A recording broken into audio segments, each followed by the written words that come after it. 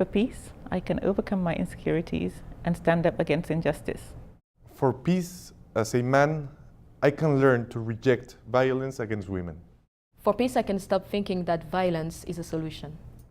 For peace, I can forgive. Every one of us can take small steps to challenge violence and achieve peace. What is needed now more than ever is leadership that steers us away from fear and fosters greater confidence in the inherent goodness and ingenuity of humanity. Governments invest far too much in the machinery of war, when investment in human rights would produce more peaceful results.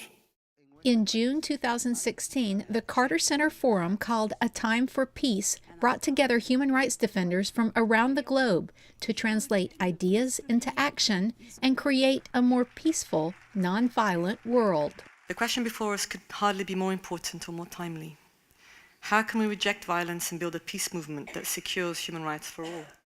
During the war in Kosovo, I lost my brother, Sameh, who was 17 years old, and my sister, Sadet, who was 19 years old. They were the ones that inspired me to start the Kids for Peace movement, because I saw that fighting all around me, the hatred, the bitterness.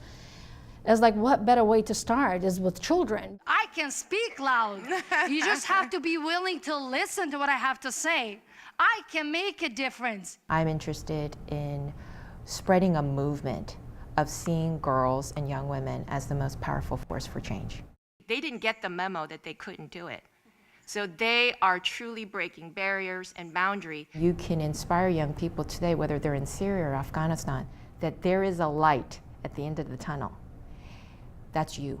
In 4 hours, almost 2,000 people were shot in a square in Cairo. The kind of work that you do in peace is relentless. It just doesn't stop. And so where does one draw inspiration? It's forums like this. The price of admission to this conversation is a commitment to action. Human rights activists work in very difficult circumstances. To lift up those voices of peace and human rights is the secret to our way forward, because those are the people who are so brave and willing to challenge the status quo and make the change that we need. Each one of us does not stand alone. We have a place in a strong and vocal and wise and courageous family. In 20 years, my vision of peace is a world that equates compassion and tolerance in the same way that it does technology and finance. In 20 years, my vision of peace is a world respecting human rights and human dignity.